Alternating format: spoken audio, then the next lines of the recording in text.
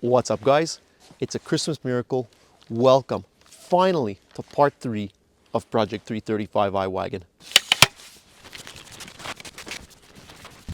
Almost forgot about this thing.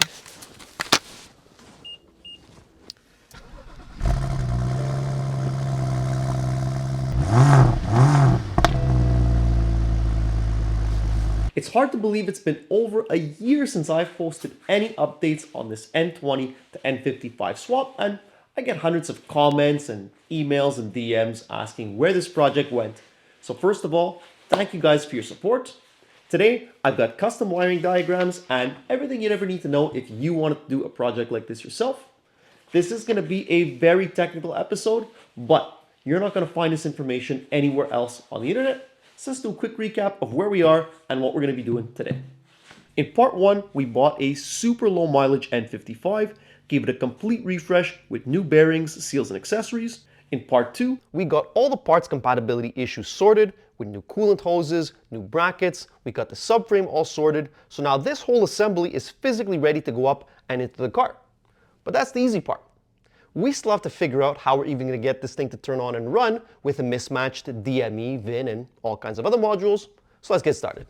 So this engine bay is already ready to go. We've already got all the right hoses and everything in here.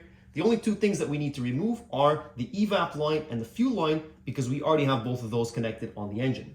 So we've got everything lined up here. It's kind of hard to tell without plumb lines, which is something that I should get one day, but I don't have that right now. So today's not that day. The problem is, as you start to put this up, even if it's only off by a millimeter or two over here, it's very hard to adjust once it's up in the air. So then you have to bring it back down, move the table over. So usually this takes us at least a couple tries. So let's see what it gives.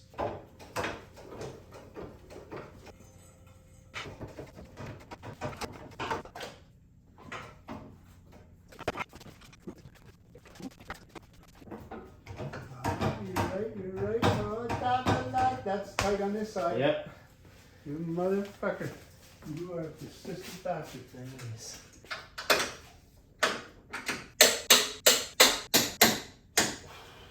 Okay.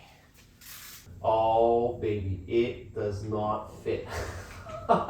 Senor. Oh, mon Dieu, it does not fit. Yeah, this transmission is definitely too long. So do you guys remember in the last video when I said that everything should line up?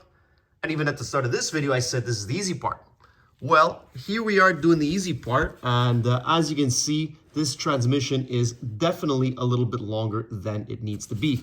This is the bolt hole in the mount, and that's the bolt hole in the body. So we're off by about 2 or 3 centimeters, which is not a lot, but there's no backwards and forwards play in the transmission.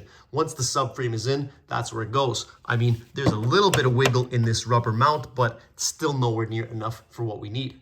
In the front, you can see that everything is absolutely perfect. The engine and subframe are lined up and everything is where it's supposed to be. So unfortunately, it's just that transmission that's going to have to be swapped out for the one from the N55. Now at this point, like I said, the whole front half of the car is good. So we could technically just drop down the transmission and leave this whole front half in place. But since I only have the 6 subframe bolts in, it's a lot easier to line up the transmission on the ground. So we're just going to take this whole thing out. Didn't even make it 5 minutes.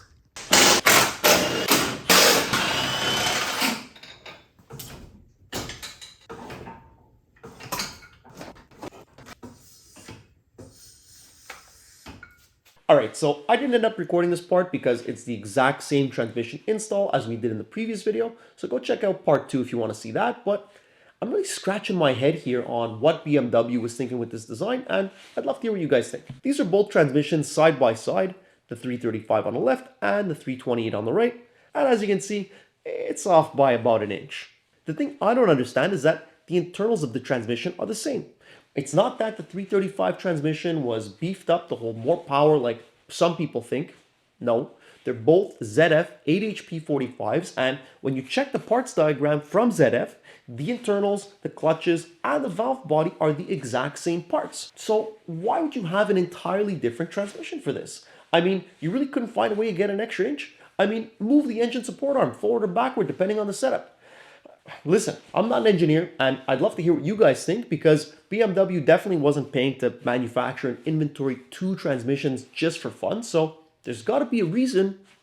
I just don't see what it is. It's also not like I didn't have any warning for this. I mean, first of all, the torque converter was different, so I got a 335 torque converter. Thought that would be all right.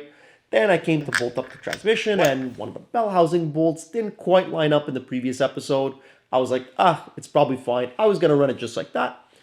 But clearly, don't make the same mistake I did. You need the 335 transmission to do this swap. The good news is the wiring and everything is exactly the same, so I literally just yanked off the 328, put the 335 transmission on, and we're good to go. We'll talk about programming later. All right, well, take 2. We've got the right transmission on, and when I took everything down, I also locked the wheels on the table, so we should be able to just lift everything up, and everything should fit right in, but keep in mind, that's also what I said about the transmission, and here we are. So let's see what it gives.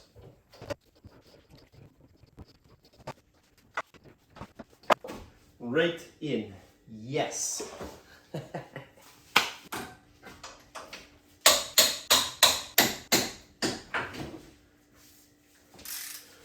All right, well, we know that part fit. Let's check out the back. I think we actually may have done it properly this time. I don't know how well you guys can see in there, but that bolt hole is lined up almost perfectly. A little bit of wiggling back and forth, and this will be good. We'll talk about the drive shaft a little bit later because there are some differences there too, but first we'll get this transmission mount on.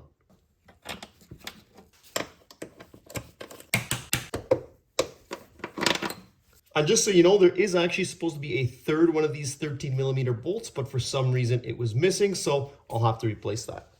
Now if we drop this table down, hopefully nothing falls out. Oh my God, I'm so happy. All right, let's take a look at this engine. Oh mon Dieu. Yes! Oh my God, look at this thing.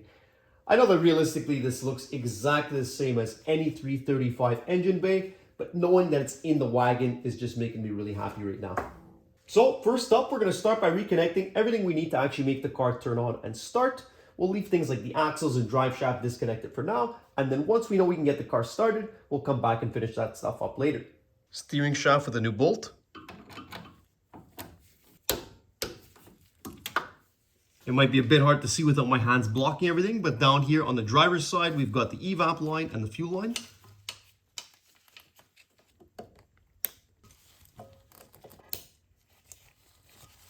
Hook up the transmission ground.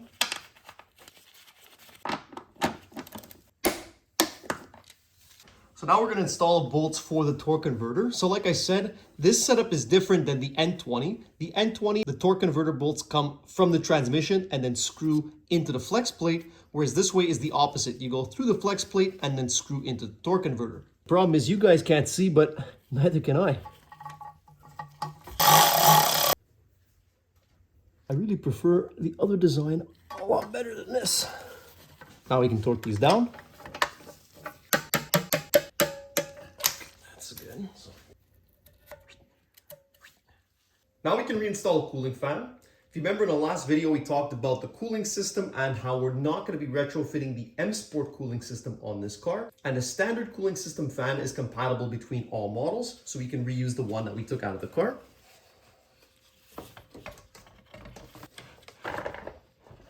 Okay, I think there's something blocking us underneath. I remember reading somewhere that sometimes on these aftermarket intercoolers, you just have to bend this tab outward a little bit to get the fan to slide in on the bottom. Just one screw holding this on. Now we'll do these coolant hoses. So underneath the thermostat, there's this one line. This comes out of the hard line that wraps around the turbo and plugs in on the lower part of the radiator here. Then on the bottom side of the thermostat, there's this coolant hose. This is from the coolant crossover on the subframe. And then the thermostat plugs right in. Plug in the fan. Now we can put the turbo air inlet back on. So it's impossible for you guys to see this, but there's a small stud on the turbo and then there's a nut that goes right here. And now I don't know what the torque spec on this is, but not that it matters. You wouldn't be able to get a torque wrench in here anyway. but keep in mind you're holding onto a piece of plastic, so don't go too tight. I'm going to slide the outlet pipe up from underneath.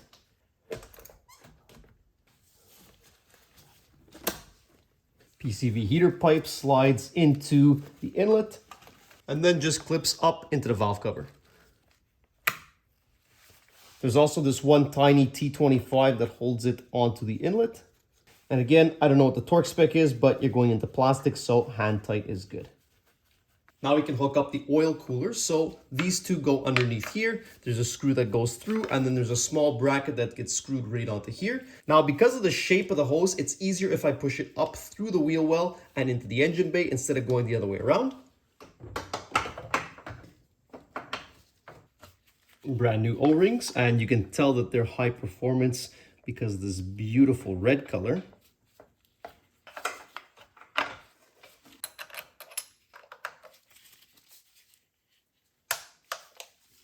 There's this plastic clips that holds the lines onto the valve cover.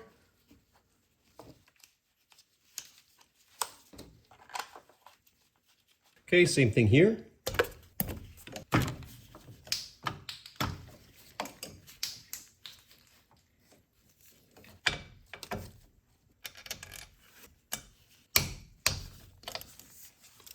Now we'll get started on this side, and we'll start with installing our upgraded charge pipe. The reason we're going upgraded and not OEM is because the OEM charge pipe is made of plastic and it's extremely brittle, and it breaks honestly even under stock levels of boost, so it's certainly not going to hold up with an upgraded turbo. I don't love the design of these aftermarket ones, multi-piece, and they're missing all the hardware. It doesn't come with any O-rings, it doesn't come with any clamps, so I had to order all that stuff separately. And this clamp, since it's an N55, I couldn't transfer it from the N20 because the throttle body is bigger, and BMW doesn't sell this separately, so I actually had to order it somewhere else online. It's not in yet, but we'll just clip this on later. For now, I'll start by sliding this in. I think the easiest way to do this is to kind of just come under the AC compressor. And there we go, we're lined up there. A bit of force and this should clip right on. Then you're supposed to slide this thing on like this somewhere. Okay, well, I mean, that's where it goes, so now I'm gonna slide this in and install. Wow, amazing. Now I'll just clamp these down so it's nice and snug. Okay, well, I think that's about as good as it's gonna get. And then, like I said here, I'm just missing this clip. So once that comes in, I'll lock it in place, but otherwise it's lining up fine. And even though it is close to the steering shaft here, I think it'll be okay because this piece doesn't really move. Now we can just plug in this T-map sensor, and I also upgraded this to the 3.5 bar version from the N20. I think that the stock N55 one is only 2.5 bar. This won't give you any performance gains in and of itself, but it'll allow you to read higher boost pressures so your logs will be more accurate when you're tuning. Now we're going to install our new AC lines. These ones have to be from the N55 as well, just due to the routing of the hoses.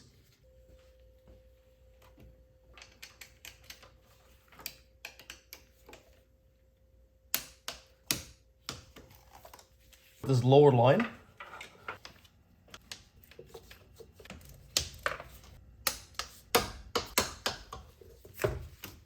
Now we'll do the transmission cooler.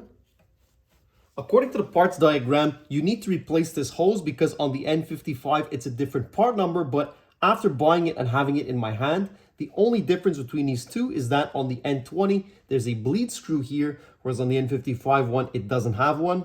Why the difference, I don't really know, but you could definitely reuse this hose if you wanted to. So down here on the bottom, you connect this coolant hose to the one that's coming from the bottom on the subframe, and then there's the two transmission lines, here and here. I'll slide this right down.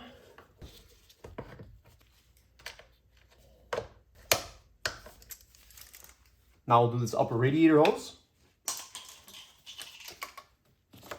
So this plugs in underneath. Now I want to get the coolant reservoir installed. So on the N20s, it's on the other side of the engine bay, but on the N55s, it's right here. The good thing is that from the factory, these cars always come pre-cut with all the holes and everything for all the different options. So there's already the slots cut over here and the screw that goes over here. The only thing we're going to have to remove is this one grommet, which is for the N20 airbox. I think there's just two 10 or 13 millimeter nuts under here that we'll take out. All right, won't need that anymore. Here's our new reservoir. So this is the one from the N55. Like I said, all the cutouts are already here. And then on the bottom, we've got this one coolant hose right here. And then the other thing I didn't think about was that somehow we're gonna have to get the connector for the coolant level sensor from the other side onto this. But for now, we're gonna leave it disconnected just so we can try and get it started. Put this little plastic insert right in here. Now we can slide this in. And we're all set.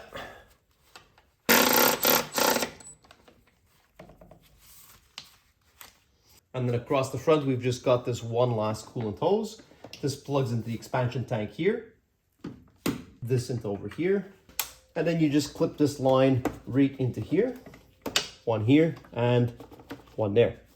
So now that we've got pretty much everything hooked up, it's time to deal with the wiring harness. So we only have this one connector coming out of the body harness and then all this coming out of the engine. So first I'm going to put our junction box back in. That just slides right in. Okay. This is our positive connector that'll go on the other side. And then this connector here just slides right onto the DME. It's the exact same one on the N55 as on the N20. The only thing is that on the N55, it's oriented like this instead. So I'm just gonna cut this zip tie and put it down here. That way the wiring is routed properly. So I'll literally just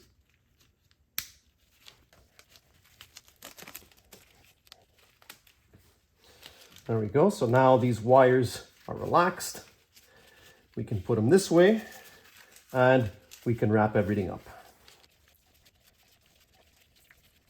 All right, that looks pretty good, I'd say. Now I'll just zip tie it right here and that way it'll be oriented perfectly to go into the DME. All right, and that is the extent of the modifications we have to make to the wiring harness. Everything else is plug and play. Under or over, I'm gonna go over. Just plug this right in here, in and lock. So now we'll plug these couple things in here. This is always easy to do because BMW was really nice when they designed this. They made sure that all the connectors were different so you can never mix them up.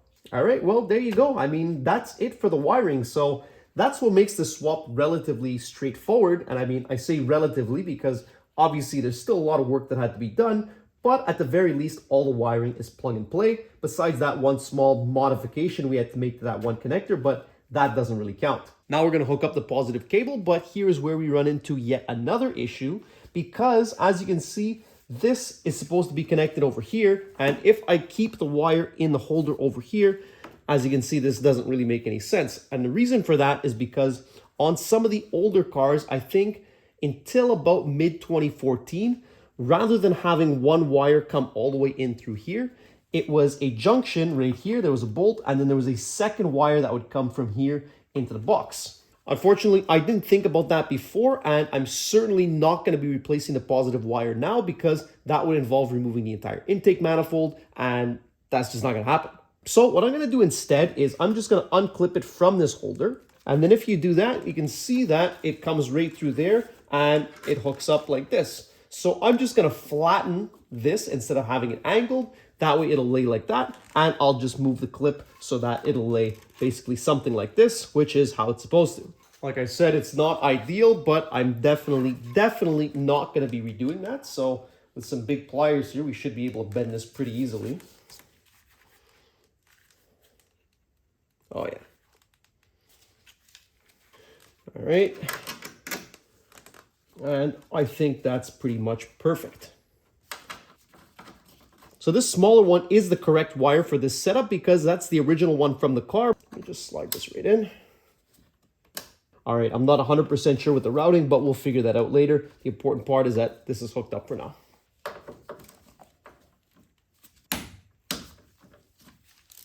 So now with all that hooked up, we're gonna put the airbox in. So we'll start by putting this evap line. There's one line that goes on the charge pipe, then there's one that goes onto the solenoid, and then this one goes into the airbox. For the airbox, like I said, All the holes are already pre-cut in these chassis, so they're made with one spec, and then there's just different grommets installed depending on what you purchase. So I just transferred this grommet from that black piece we removed on the other side. I'm still missing one or two more, but for now we'll just put the airbox in to make sure that it runs. This goes right into here. It sits on this rubber mount, and then you can close up the airbox. And you just plug in the MAF. And like I said, this one evap line right in there.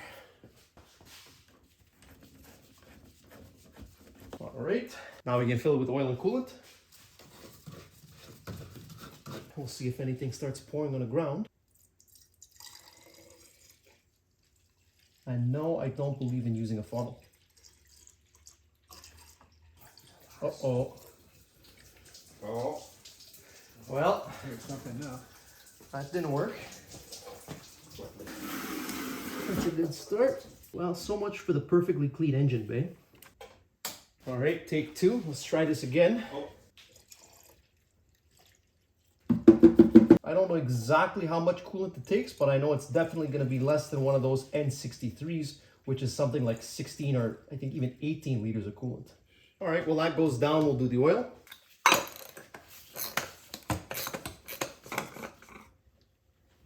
I always like to pre-fill these with a little bit of oil.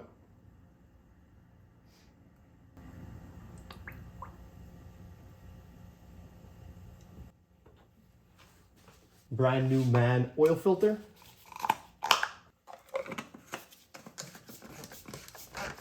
And torque to 25 Newton meters.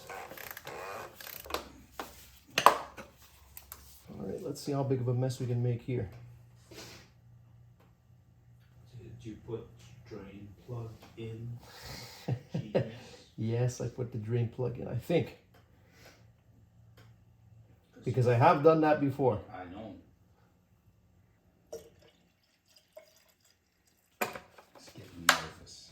Now we'll do the initial fill on the transmission. So normally this needs to be filled when the car is running and the transmission is at temperature, but we don't want the transmission pump running dry. So we're gonna fill it up as much as we can now and then fill up the rest once the car gets started.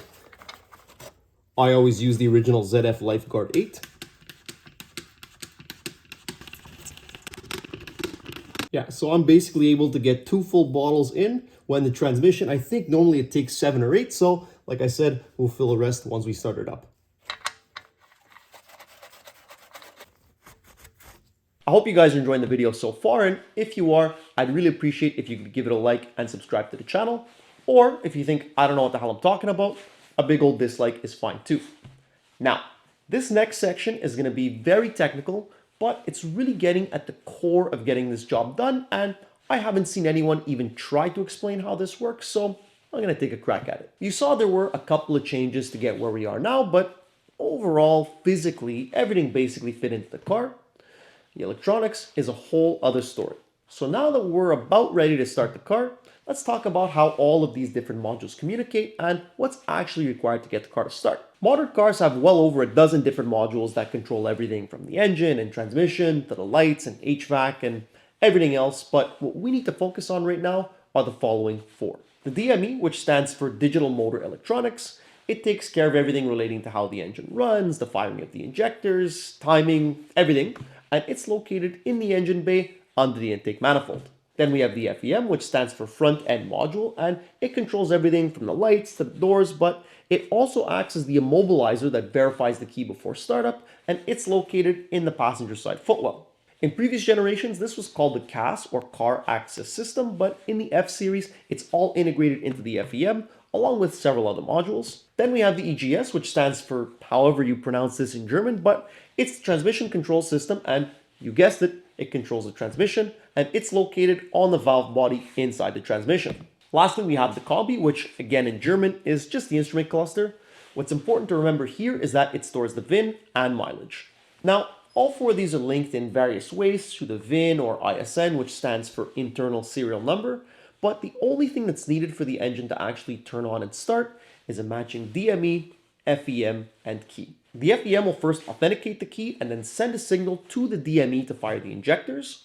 If the key and the FEM don't match, nothing happens. Or if the FEM and DME don't match, then the car will crank because the FEM is sending the start signal, but the DME doesn't recognize the correct immobilizer code and therefore disables the injectors. And now that we have a donor DME from the N55 engine, stay with me now, the car won't work because the original FEM in the car has a mismatch with the donor DME that we've put in. Later in the video, I want to reprogram all these properly, but just for now, I think there's a way we can skip all the programming steps and keep it plug and play just to test and see if the engine works, and that's to replace the FEM with the one from the donor car along with the matching key. By doing this, the VIN and ISN will match between the DME and the FEM, and it should in theory let us start the car.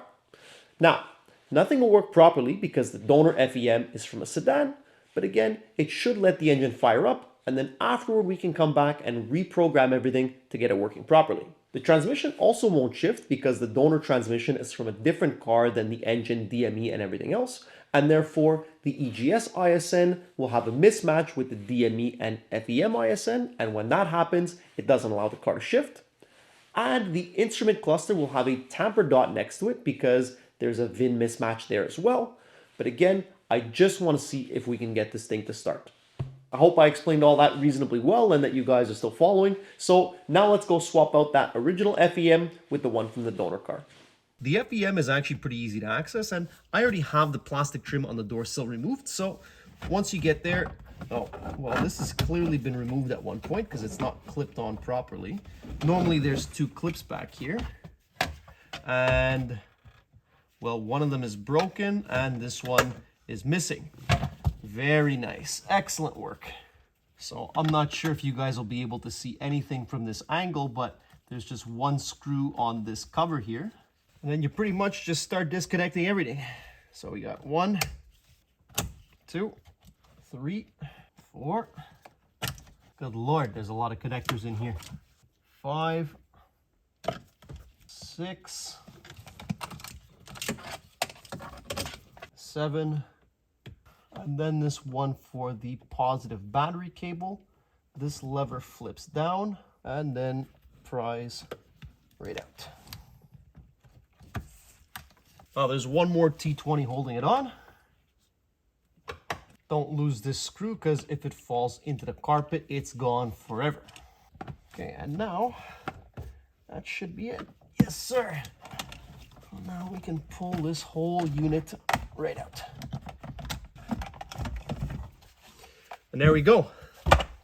Now, putting the two side by side, again, I don't know what you can see from this camera angle, but this one is slightly different. It's missing this 115 amp fuse, and there's no prongs in this. So I don't know what that's for exactly, but like I said, I'm gonna plug this in right now just because I want the car to start. Once we know that the car starts and runs, then we'll come back here and learn how to reprogram this FEM to the new DME and everything else. And again, these are all pinned so that you can't mix up the orientation. I mean, I guess in theory you could, but you'd have to be pretty stupid to try and force it. All right, well, that looks good.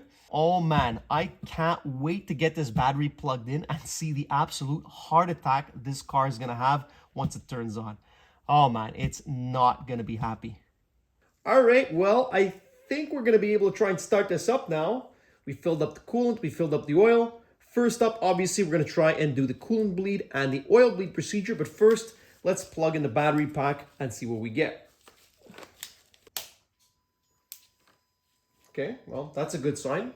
Now, we've also got two keys for the car. So this is the original key that came with the car, and this matches the original FEM. So this won't work right now. We're gonna use the donor key that matches the DME and the FEM that we plugged in. Okay, well, that's not a good start. Press and hold. No. Oh boy. Maybe it's just the battery. Maybe it's just the battery. Let's see. All right, well, this is a good start. There's no battery in the key, so let's put one in and see if that helps. And now. Oh, tab. Let me try and see what happens when I press the start button. Ah, yes. Nothing. Oh boy. Oh boy. All right, and now I actually didn't even realize this, but these aren't even the same keys. This one, the original key, doesn't have the alarm button where this one does. So I don't know if that makes a difference or not. I can also tell this is an aftermarket key. This is something that he had programmed. But before I took the engine out, it did work with the car. So I don't really know where to start right now. So actually, let's open up the keys. All right, let's see if you guys can see this. So this is the key that comes from our donor engine. And like I said, that has the alarm on it. This is a 315 megahertz key, whereas the original key on the car is 434. And as far as I know, which honestly is not very far, I don't think that these two keys are cross-compatible because that has to do with the antennas and different things in the car. So I don't think you can replace a 315 key with a 434, even if it was programmed and the immobilizer and everything properly. So I didn't think about that one. Oh, mon Dieu, I did not think about that. All right, well, we got to go back to the drawing board.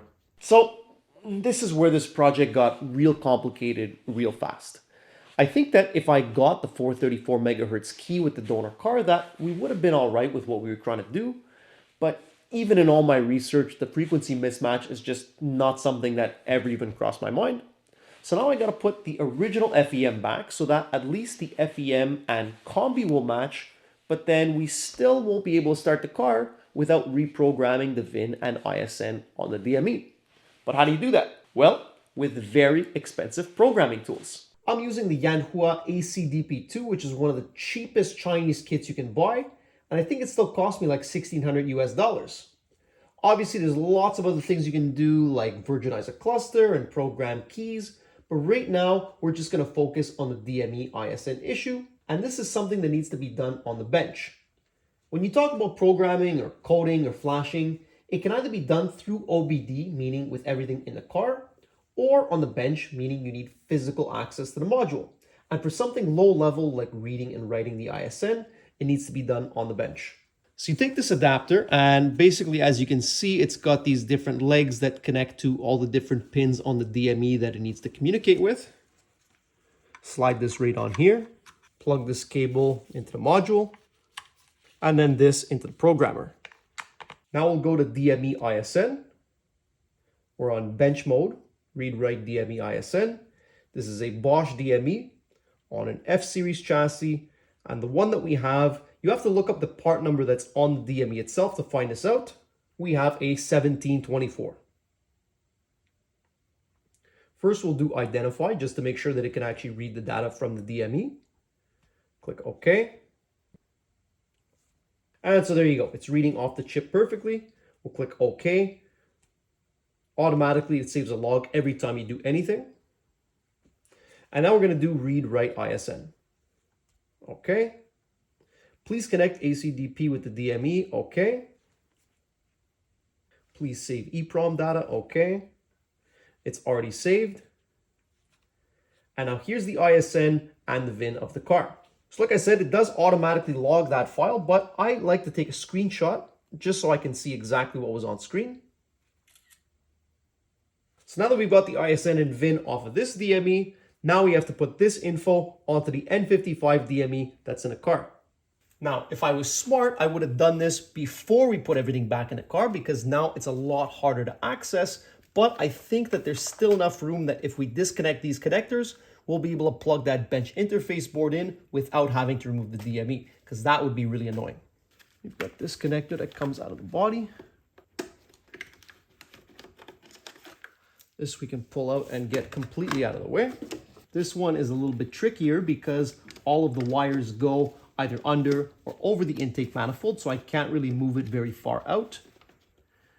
And this last one, I think I'll be able to tuck up to the side. Okay, well, not very far, but I still think that we'll be able to fit that board in here. So now again, we take our bench interface board and yes, right onto the DME. Make sure it's fully seated. Now we get the programmer on, go back into our app. Again, bench read write ISN, Bosch, F chassis, and now we're on an N55. And now it's just a question of copy pasting the VIN and ISN. Make sure there's no spaces, and now we click write. I've never done this before, so let's see what actually happens. Nice. Yes. Okay. Honestly, I wasn't even expecting this to work. So at this point, the FEM VIN matches the DME VIN while still retaining this original key. So let's try and see what happens. Got to turn the jump back on.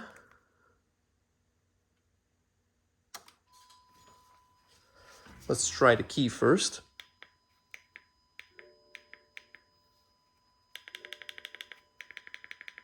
Still get sweet fuck all.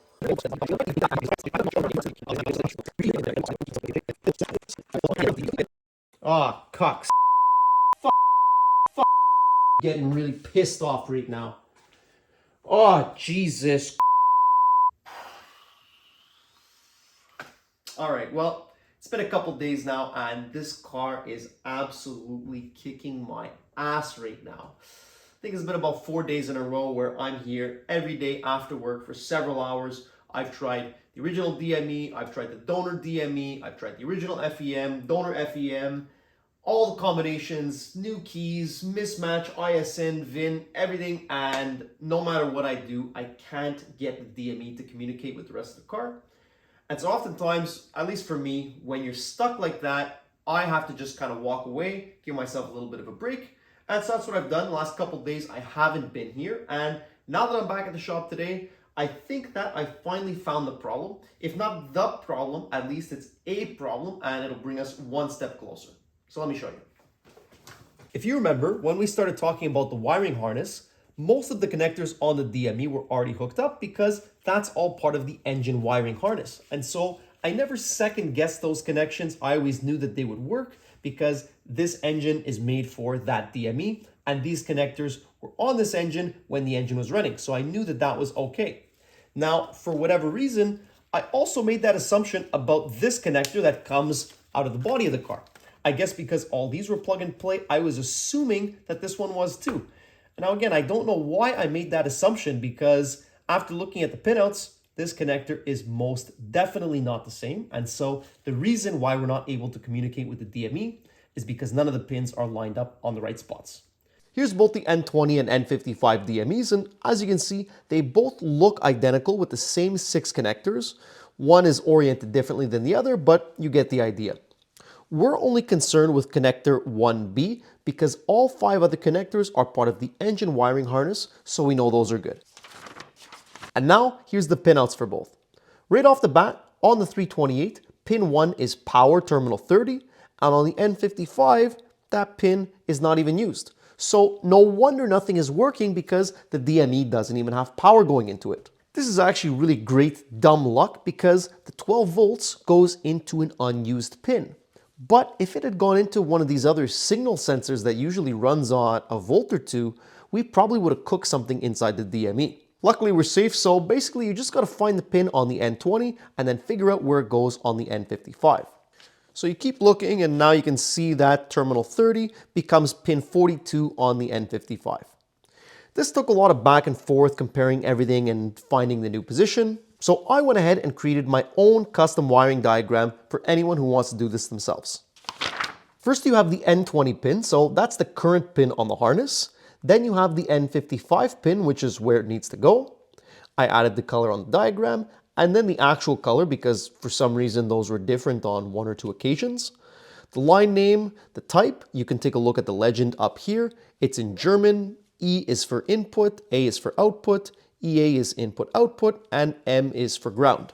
Then I've got the description and the connection. The white rows are active and used. The black rows are completely unused on both the N20 and N55, and the light gray are lines that could exist but don't on this car. You've got a signal for clutch module, so that obviously only applies to the manual cars. But then I also saw 2 lines for ethanol sensors, supply and signal. Now, in my head, I was like, I don't think BMW makes flex fuel cars, but after some research, I found out that apparently only in Brazil, the car could run on anywhere from E24 to E100. Why just Brazil? I have no idea. The N55 doesn't have any ethanol sensor because I guess that engine option wasn't shipped there, but I'm going to make a really great assumption here that no one watching this has that sensor either, so you can pretty much just ignore it altogether. I'm also making this PDF available to anyone absolutely free. Check the link in the description and I hope it helps you guys out. So now what I'm going to do is I'm going to undo our nice tape job here. I'm going to unpin the entire connector and I'm going to put them in one at a time, matching what it's supposed to be on the N55. Then I'll wrap this back up, plug it in and see what it gives. We have to remove this lock in here. This prevents any connectors from sliding out. And now we can start unpinning the connectors. 40.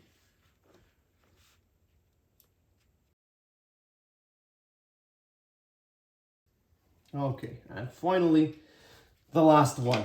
Man, do I ever hate deep pinning connectors. Mostly because I'm no good at it and it just takes so damn long, but I find it's hard to start getting going, but once you get in a rhythm and you know how to open them, it goes a lot faster.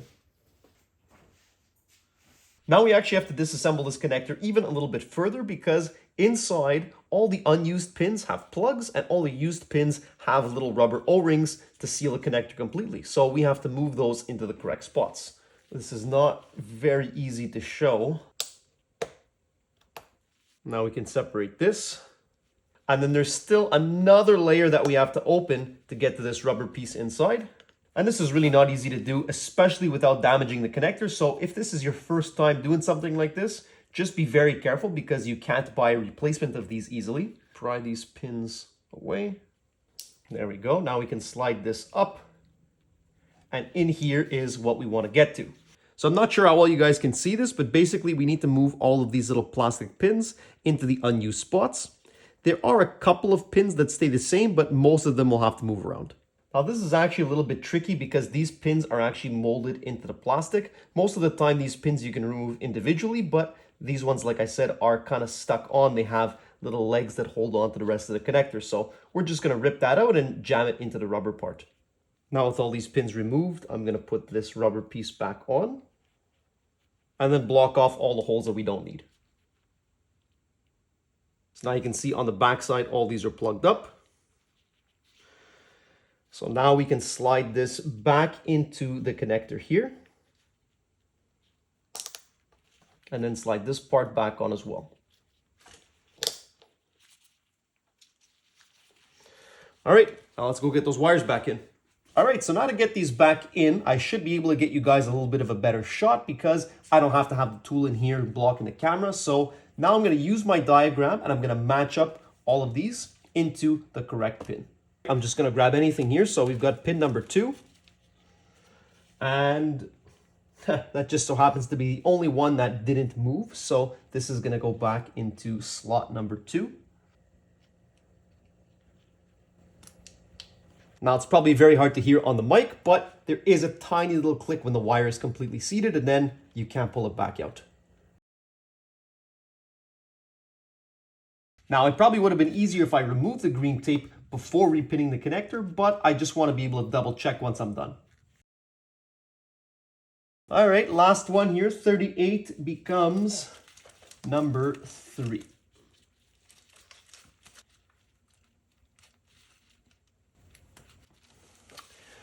Wow, beautiful. Now, technically, we kind of have a fail-safe built in because we plugged all of the holes that aren't used. So if any of the wires were installed wrong, I would have hit one of the plugs and I didn't. So I'm still going to go through, double check everything one at a time, and then I'll get this wrapped back up. Okay, that is perfect. Now more fun, we got to rip off all this tape.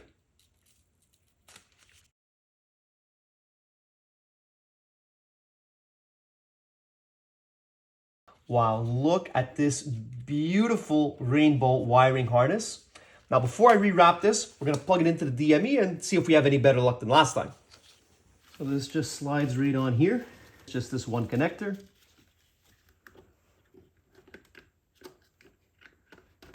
And it actually doesn't lock in place because we haven't fully reassembled the connector, but that'll hold in there for now. All right, so now I've got the battery hooked up.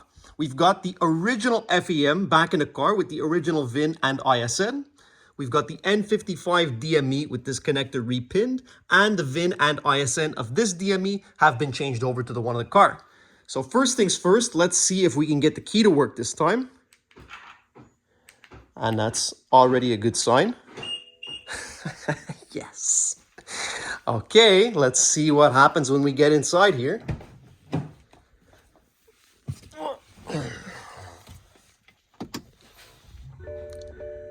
Excellent. Everything comes on, and since it's the original FEM, we still have all the correct graphics. It still knows that it's a wagon. So we're still gonna have all kinds of errors and things that pop up, but let's see what happens when we try and start it. Yes! Yes! Oh my God, finally, yes! Oh my God, I can't put into words how happy that makes me. Oh my God. Now, before we actually start the car, first what we have to do is the coolant bleed procedure, and then we also need to do the oil bleed. So let's do that now. So the coolant bleed, nothing too interesting. You guys have probably seen this a million times before. All we do is open up the cap, then we get in the car, heat on max, fan on low, and then press the accelerator for 10 seconds, and the coolant bleed should start automatically.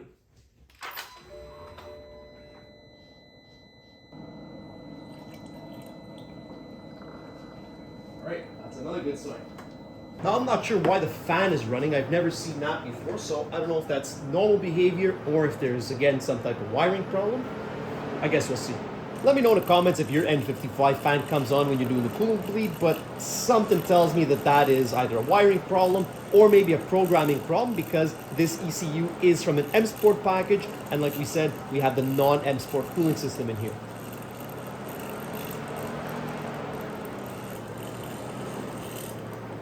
All right, well, the fan's off, so I'm taking that as a sign that it's done.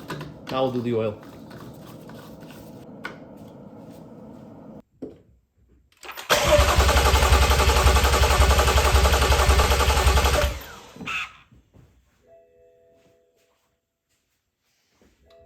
All right, well, ladies and gentlemen, it's finally time for the 335i Wagon. I can't tell you how long I've wanted to do something like this for. We've got everything ready to go. Engine is good, the coolant's bled, the oil's bled. Now I'm just gonna go in the back, put the fuse back in for the fuel pump, and we're finally gonna fire this thing up. Here we go now. Let's see what it gives. Oh, baby. Okay. So what do we think, guys? Is it gonna go? At this point, I'm pretty confident. Key on. Let's give it a rip. Oh my God.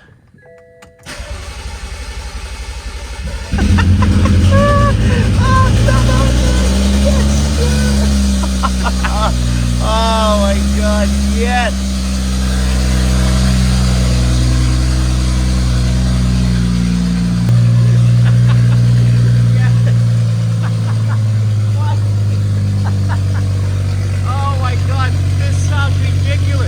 So the reason why it sounded so ridiculously loud is because I don't even have the downpipe fully connected, because I still need to line it up with the exhaust.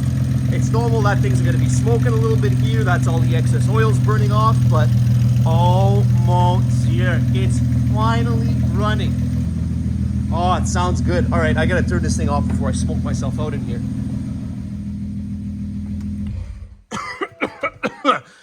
Oh my God, look at this. Oh man, all right, okay. Let me put this down and get a few things ready here. Finally fucking works. Oh my God. So, that's it for today, guys. We'll end on a high note. I know it took a long time for me to get this video up, but as you can see, a lot of work went into it, and I really hope you guys enjoyed. Drop a like and hit subscribe to see more stuff like this in the future, and don't forget, you can download my custom wiring diagram with the link in the description if you're trying to tackle something like this yourself. There's still a lot of work to do in part 4 with coding, the EGS, and getting everything buttoned up nicely, like the exhaust, the drive shaft, and figuring out all the parts compatibility there, but I'm so happy to finally have this thing running, and I can't wait to get it flashed, tuned, and on the road. Thanks, guys.